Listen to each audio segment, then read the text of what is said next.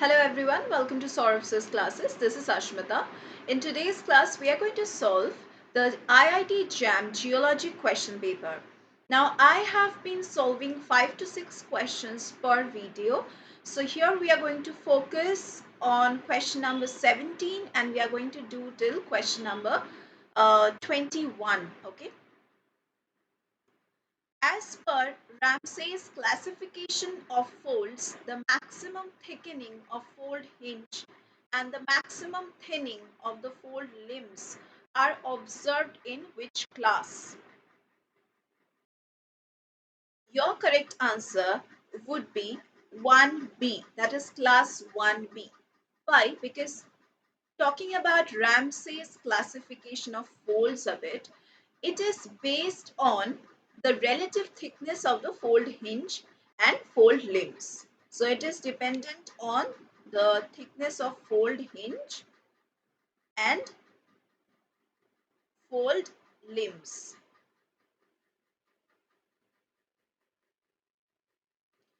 According to this classification, what happens under class 1, the folds have thick hinges and also thin limbs. While in class 2, what we get to see in class 2,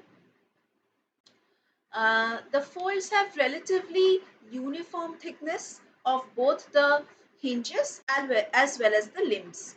And talking about class 3 folds have thin hinges and thick limbs. So I just said class 3 has thick hinges and thick limbs.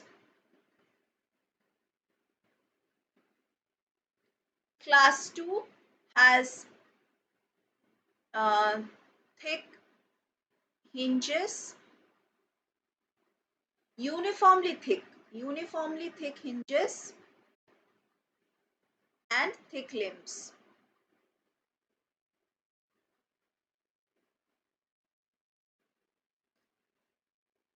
And folds, that is class 1 folds, they have thick hinges and thin limbs.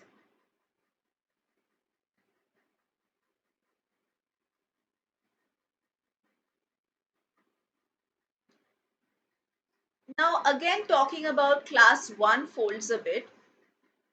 Class 1 folds. Now we can say class 1 folds can be further subdivided into two classes, that is 1A and 1B. Okay. Here these two are given in the options as you all can see. Now talking about class 1A folds now.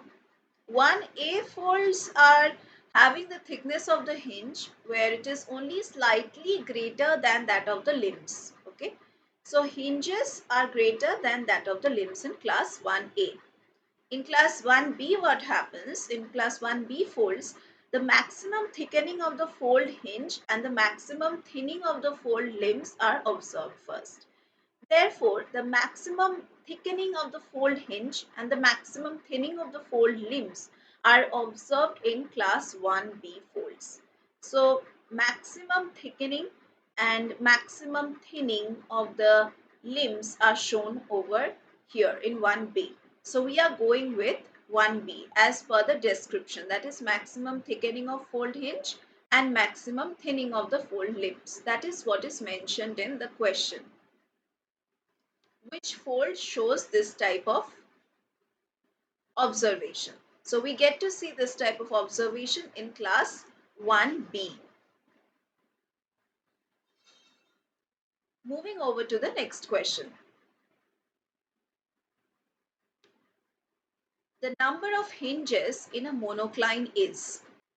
Before discussing anything further, let me tell you that the answer for this would be B, that is 1. The number of hinges in a monocline is 1. Now from the word itself, mono means 1, duo means 2, tri means 3. So like that, mono means 1. And it is that kind of a fold in which the strata are folded. Okay, only once. Mono means 1 I told. So strata is folded only once, producing a step-like structure in the rock layers. Okay. In a monocline, there is only one hinge. We were talking about hinges and limbs in the previous question. In a monocline, there is only one hinge, which is that point where the angle of the fold changes. So we can say this is that point where the angle of the um, fold changes. The limbs of the monocline slope, the limbs of the monocline slope, they they gently slope in one direction and they steeply go in the other direction. While the hinge being the transition point means this being the transition point between the two, um, it obviously lies in between. Therefore, the number of hinges we can say over here is only one. Okay, hence it's a monocline. Let's discuss the next question, which says which one of the following Gondwana flora is a seed? We can see the options Dadoxylon, then we have Cordycarpus, then we have Teniopteris, then we have Paleovitaria. Okay, and your correct answer would be Cordycarpus. Okay, talking about the Gondwana flora a little bit. Gondwana flora, it's a term which is used to describe the plant life. But what kind of plant life? A plant life that existed in the southern hemisphere. Now we all know what is the southern hemisphere. This is the northern hemisphere and this is the southern hemisphere, right? So southern hemisphere during the Permian and Triassic periods. During that time, whatever plant life was there, Gondwana flora is belonging to that time period.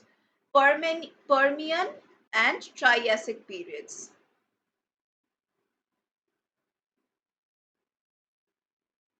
Okay. Now, the flora was dominated by gymnosperms during that time, which are actually plants that produce seeds without enclosing them in a fruit. Okay, so directly seeds were produced, and the fruit was not there around the seeds. That is what Cordycarpus and Gondwana flora is all about. Now, moving over to the other options that is given, starting with the very first option, that is dad- Dadoxylon. Now, Dadoxylon is, or Dadoxylon, then this Taeniopteris, then Paleovitaria. These are all plants that existed during the Gondwana period, but they are not seeds. So only Cordycarpus is a seed. Dadoxylon, then the other two are not seeds. All right. So we can say that Dadoxylon is a genus of the extinct trees, okay, that had wood similar to the modern day conifers. So hopefully you all know what are conifers, right? Conifers are mostly these kind of like Christmas trees you all have seen. Those are the type of coniferous trees we call them. And Dadoxylon is kind of the extinct species of these kind of trees, modern day conifers.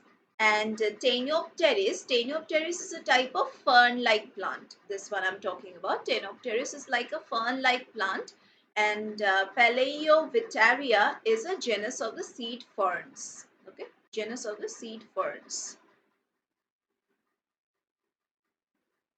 Coming to our answer that we have selected, that is Cordycarpus.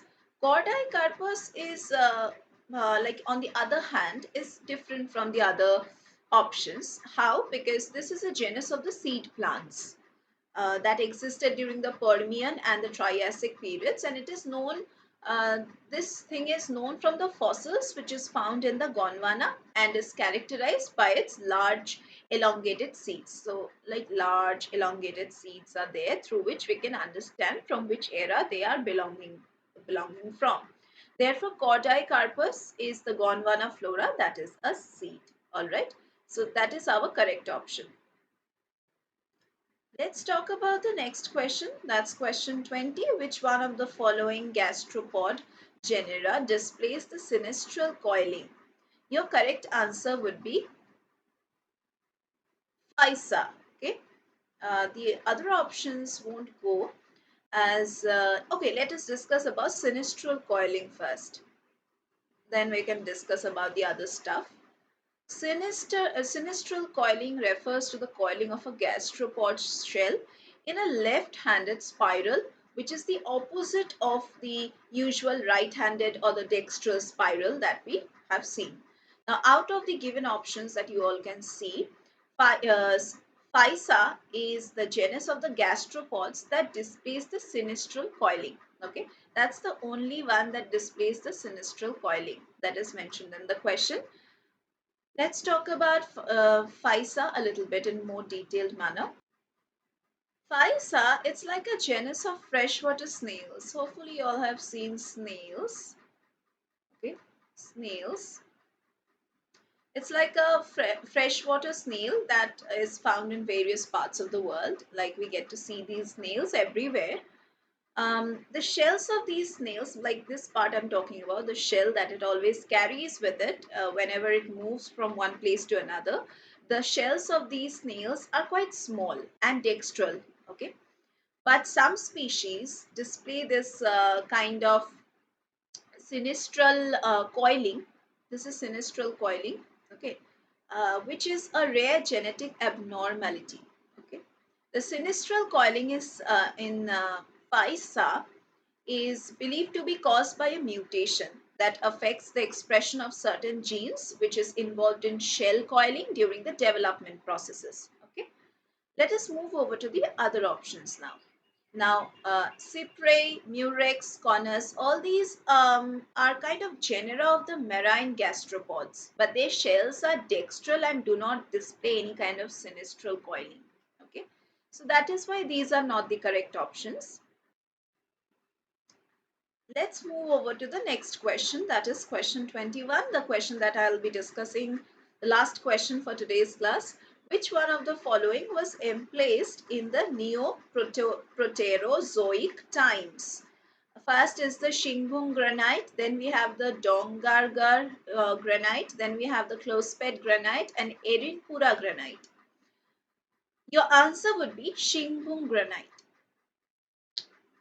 Shingbung granite is that type of a granite that was emplaced in the Shingbung craton in the eastern India.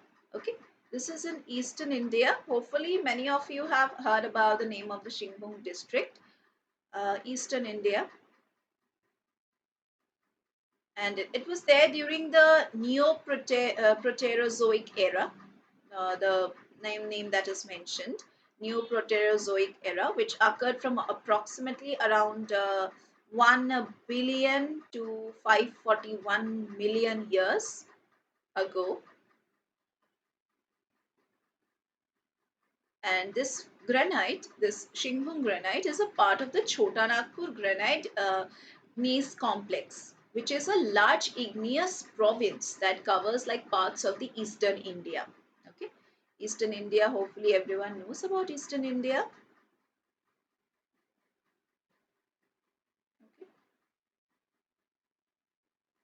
Okay. Eastern India, this portion, mostly this portion. All right. Now let us discuss about Dongargar granite. In Dongargar granite and Closped granite, in Erinpura granite, what happened? These are all types. These are also types of granites only, but they were emplaced during different periods. Okay, like Dongargar granite, it is a part of the late Mesoproterozoic times to nearly early Neoproterozoic times. Okay, and that was approximately around 1.4 billion years ago,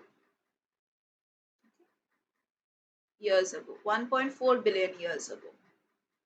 Talking about the Closped granite, it is a late Proterozoic granite. Okay, late Proterozoic granite that was emplaced approximately around 550 million years ago.